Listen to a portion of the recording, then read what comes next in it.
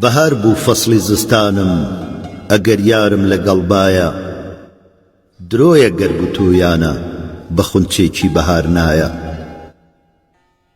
لە بارانێ مەپرسە تا هەور بگرێ بەری ڕۆژێ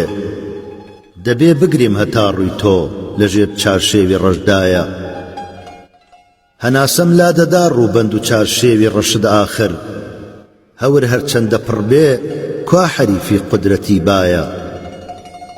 لەژێر سایی برۆکەتدا حکومڕانیەکا چاود لە سایی دووخی شمشێرەکە حاکم حکمی جرایە لەسەر بەفرێ بەکار نایە وەکو بیست و مەداوی ڕەش لەسەر کوڵمەت ئەدی بۆ دڵگرە ئەو بسکە تاتایە هونەر ناتوانێت جوانی تۆ بە هیچ شێوێکی بنوێنێ لە مەڕمەڕ چۆن دەتاشرێ هەیکەلی ئەم بەژن و باڵایە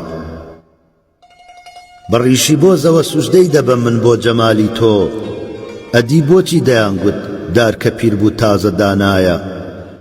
بزەد نایەتە سەر لێ و بەزەد نایە بە حاڵمدا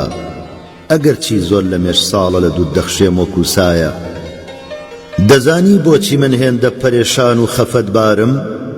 لە بازاڕی ژیان غەیری هونەر نیمە چ سەرمایە بە تووش تووشی مەکتەب بۆ دەهاتم من کە زانی بام خەفەت مەینەت کە سەر حەسرەت بەشی ئینسانی زانایە